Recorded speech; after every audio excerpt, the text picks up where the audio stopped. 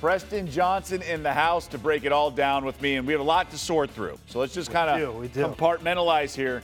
Clippers, highest win total out west. Where are you headed with this one? I would not bet it at 55.5. I think it's pretty fair. What's tough to dissect with this team is how many games is Kawhi Leonard going to actually play? I think good seasons, healthy seasons for Kawhi are more like 65 games played. Paul George is coming off of 2 different shoulder surgeries. He may not even be ready to play game 1. Now they're deep, but they lost Shai Gilgeous-Alexander to the Thunder. They also lost Danilo Gallinari, guys that were part of that team that won 48 games last year. But their expected wins last season based on production and point differential was actually only 44. They overachieved quite a bit. I stayed away. This is one where I project closer to 54.7 wins. If this got moved up, then I would start considering Clippers, but right now it is close enough for me to pass. Yeah, I would have to pass too. Look, you just don't know with the load management with Kawhi Leonard. And look, the Clippers snuck up on a lot of teams last year. That's obviously not going to happen. They're going to have the bullseye. Not that they've replaced the Lakers in LA, but as the team. But seriously, they're going to be a lot of teams. They're not sneaking up on anyone. As for the Lakers, this one's been bet down. I agree with the steam. Even at 50, I'm tempted to go under. A lot of moving parts here. A lot of unknowns. LeBron coming off the most serious injury of his career. Anthony Davis, he is going to be healthy. But I just think they're going to pace this team because they're all about trying to beat LeBron and AD in a best-of-7 series. LeBron's never been fixated on getting the home court advantage. It's not like the Warriors' peak years where they have to avoid them. And I think that while I like the pieces they've had, I don't love them, but I like them, it's just going to take some time for everyone to adjust. We know about these super teams. They don't fit right away overnight. There's going to be substitution patterns to iron out. And I just think they're going to pace themselves, so to speak. I actually agree with you in the sense that, everyone's talking about the other Lakers and what are they going to do, like Danny Green and Kyle Kuzma, Avery Bradley, DeMarcus Cousins, a nice little high variance play to have in your back pocket. Kyle Kuzma, it's hard to find a guy that can drop 40 points in a game, let alone do it when he's 23 years old. I'm more worried about how LeBron and Anthony Davis respond, one, to LeBron's injury, coming off of that, getting older. Anthony Davis in a new role with a new team and players he's never played with before. So for me, I would lean that way. At 51.5, though, it has moved down a game and a half. My projection is exactly 50.0 when I ran numbers last night. So it's almost a dead pass for me at 50. At 51.5, I would have agreed with you, slight edge. But we're going to see what happens. Some of these teams are too high variance for me to jump in and play. And there'll be some more movement. Like we said, we've already moved a point and a half. Maybe there'll be some more movement, maybe even back the other way. Houston Rockets, extremely intriguing. I like the over because I just think Russell Westbrook is better for this team. I'm a big critic of Westbrook as the best player on a championship team. I don't think it'll ever happen, but as the number 2 alongside James Harden, and what he does is an upgrade over Chris Paul at this stage of his career. So he brings the competitive fire, the edge. I think the NBA season can get very long. He does not allow teammates to slack off. I think that's exactly what Houston needs. And I just trust Mike D'Antoni to be able to fit and find what his strengths and how they fit into the Houston system.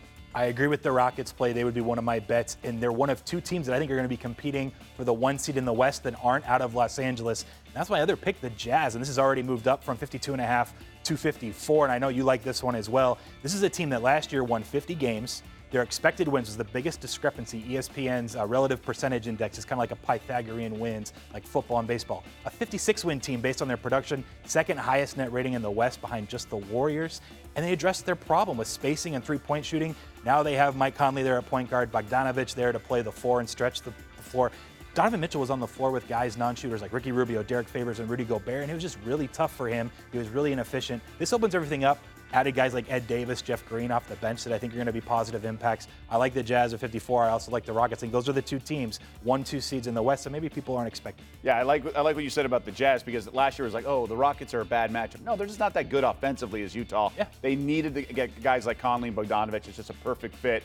And every year, there's always a team, maybe 2 teams, that just treat the regular season more seriously than most. 2 years ago, when the Rockets got Chris Paul, they were going all in. They're saying, we got to get the 1 seed ahead of the Warriors, and they did, and they got the best record in the NBA.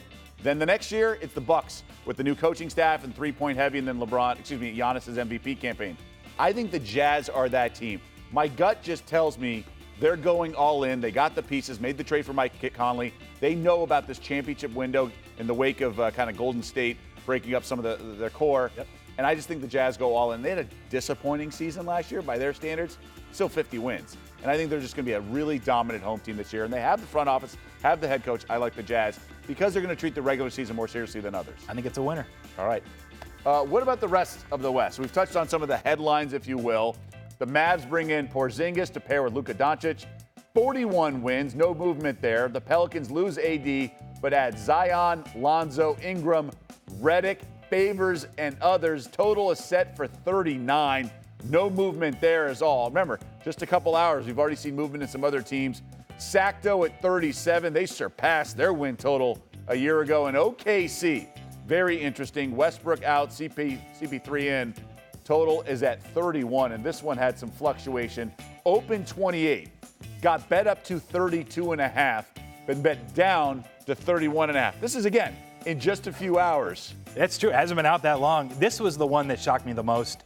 Thunder at 28, even at 31. This roster is not a 31 team, or should say 31 win roster. Chris Paul, I know he dropped off last season in Houston. He still is a positive impact point guard that can run pick and roll, which they'll do a lot of with Steven Adams. They still have Dennis Schroeder coming off the bench as a six-man role. They still have Terrence Ferguson. Andre Roberson's probably healthy finally. Daniil Gallinari, over from the Clippers, was a borderline all-star last year. Shai Gilgeous-Alexander, I think he has more upside than most of the rookies last season. Potentially long-term, can defend ones through threes. I think that they're at least a 31-win team. I love it. This would be one of my favorite bets on the board. So I'm shaking my head a little bit. I don't think Chris Paul's going to be there. He might not be, but I don't think it's going to matter. But I just don't think he's going to function in that locker room with a team that's rebuilding. He does not want to do that. If they start the year, you're playing this out on paper. I don't think CP3 wants any part of that. They're not going to start him, SGA, Schroeder. You're talking about pick and rolls with Steven Att. I don't see this team as, like, I wanted 33 or higher so I could bet under. Like 31. I'll give you 33 for something. Okay. We'll work it out. A dinner in the cafeteria or something like that. But I just think this is rebuilding for OKC. If it gets higher, then I think it's a bit. He does real quick. 28 He has to be there till December 15th at the very least, and he's not going to not try. He's going to try, and then they're going to trade him off if that does happen. All right. Thanks for watching ESPN on YouTube. For more sports highlights and analysis, be sure to download the ESPN app. And for live streaming sports and premium content, subscribe to ESPN+.